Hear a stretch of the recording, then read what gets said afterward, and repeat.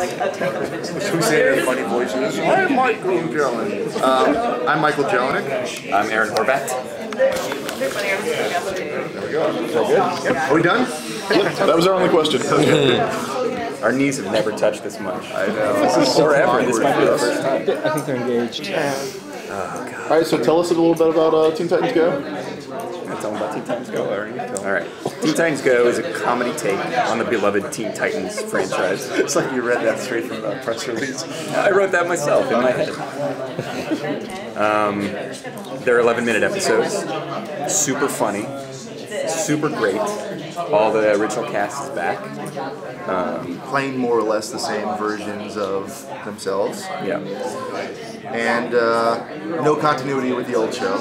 Someone's going to ask that. No continuity. So, we've never even seen the old show. No, I saw a couple episodes. Okay. It's good. It was a good show. Good show. So, great show. We like it. So, but we are taking those characterizations, those characters, those voices, and putting them in sort of entirely new situations. Primarily sort of sitcom. I mean, would you describe it as sitcom? Kind of like an action-y sitcom. Action-y sitcom. I mean, not quite Adventure Time, and it's sort of surrealism, but no, but you know, I mean, they're all superheroes, so it's like, you know, they're smashing through walls and all that kind of stuff. Yeah, and the comedy really comes from those 5 characters, those core characters, and the interactions they have. So, I mean, that's what I think is the reason that show is so popular, and that's the one thing we're going to carry over into this version. Will we be seeing sort of an extended roster at any point? Or Yes. riff on that? Yes. Yes. The Eventually, answers in one word. Yes. Next question. Let's move on. We're starting like the first. Sorry, I touched you again. There's a lot of touching live actually. The first scripts that we're writing, they've all focused on the 5 kind of core Titans, and now we're starting to kind of expand out a little bit. Yeah, and where we can, and it's not going to be in every situation. Right. We're going to bring back the same voice actors who played like some of the villains and some of the outside characters, and we're going to keep it to that Titans universe more than likely. So if they appeared in the old Titans show, we're going to try to bring our interpretation of it. I'm sure at some point we have no plans yet, but like Slade will play a part, and Mossy Manos, and all the characters that everyone loved from the old show will make appearances. So. Visually, Brianne Trueheart is our character designer, and she was on the original show. She's super talented. And Dan Hipp is our art director. Familiar with his work? I love Dan Hipp. He's awesome. He's incredible. So like the universe is like a adorable, super charming Dan Hipp universe. It's fucking great. I love that guy. And he's huge. He's like 8 feet tall and just as wide. It's incredible, man. He beats us all up all the time. He does. Like, you don't ever give him notes because he might just crush your head with his fist. Are any of the Teen Titans associated characters kind of off limits with Young Justice being still around? I don't think so. I mean, if these shows are going to be so different. I mean, Young Justice is here on the spectrum, and we're on the opposite end. So, normally when they say don't use certain characters, it's because they want to sort of keep brand purity. It's like they don't want to confuse kids, like this is Joker or is this Joker. So, I mean, I think people will look at the show and they will not be confused by, Greg Weisman and Brandon Vietti's version of Speedy and ours. You'll be able to tell the difference. Yeah, it's pretty clear. Clear cut. In addition to Dan Hipp, are there any other like comics creators that we know of working on the show? No. Okay.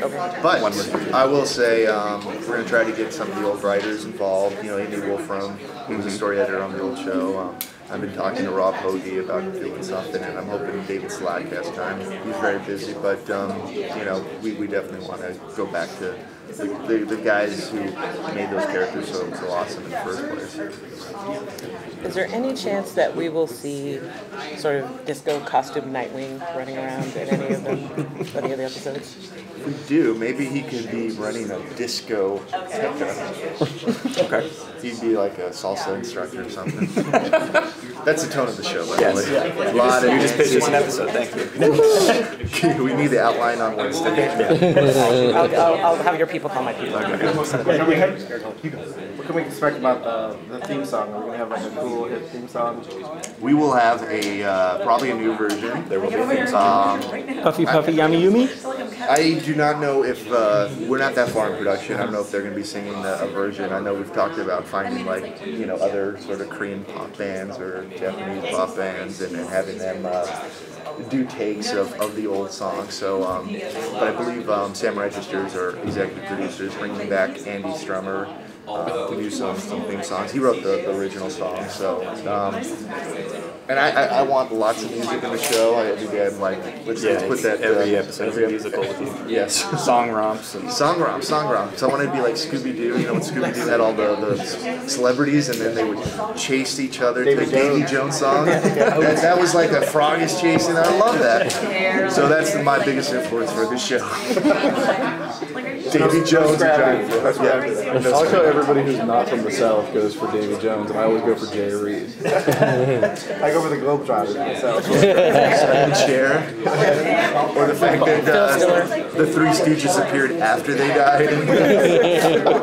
That is talent. Did the new show, did it all sort of spring out of the DC Nation short that was on? Well, I think that's definitely a big part of it. I mean, first of all, we have DC Nation that's an important block on Cartoon Network, which is the idea of pairing up comedy shows, action shows with different characters and trying to give them different exposure. But to fill some of that block, they made the Teen Titans shorts, and just to see them in that new style and trying to do something a little bit different definitely showed people that these characters are still relevant. There's still lots that we can do with them. So we looked at those shorts and we're like, what if we even push it further, make the comedy even crazier, make the art design a little bit more out there, and that's definitely where it sort of came from. And the fact that the fans are still there, that just as strong as they were like 6 years ago, whenever they last appeared. Yeah. Yes. The variety of shorts are really popular. Just covering a bunch of random characters. Are there any shorts that you guys would like to see made or have in the back of your head? Do you have a favorite DC character? Do you want to do a short? Do you want to tell a DC story in 2 minutes? We joke that Aaron has no DC knowledge at all. I don't know. I'm like the only guy at Warner Brothers who has no idea what's happening. I was a director on Mad, so. Well, when I started at Warner Brothers, I had no idea about any of these characters. Now I know like every single DC character, like Haunted Tank. That's why I think we should do DC shorts of Haunted Tank. That's a tank that's haunted. A haunted tank. But it goes to the Confederate war general. Yes. It sounds awesome. It is, and I would think it's a comedy, but it's usually done as a drama. Oh, in the comics. Very depressing comedy. But Bring the tank guy in? yes. What's his name? What is that? Jeb Stewart. Jeb Stewart is the ghost. Yes. And then the driver of the tank is also named Jeb Stewart. He's the great-great-great-grandson or whatever. Jeb and Jeb? Yes. How do I know all this? You will one day know all of I'm this. going to learn all these. The haunted tank is the best concept. It sells itself. Here's your nerd purity test. That's some kind of Titans thing, right? It's a mother box. Mother box. It's a mother box. See, what's his name? That's what I did to him. That's a Kirby. Yes. I know. Trust me. I'm not just. Yes, you pass. Okay. You can stay. I'm borderline there. I know that has something to do with the new guy. Very good. Yeah. See? Got to work in Ragman. That's an obscure one. Ragman. I know we wanted to use him on Brave and the Bold. That was one of the If characters. you're doing a comedy take on Teen Titans, you have to bring in the Inferior Five. Well, they Just did saying. that on the old show. I believe. They never did the Inferior Five, did they? I want to say They did references. I like how this is just like this is just the round like- table of demand.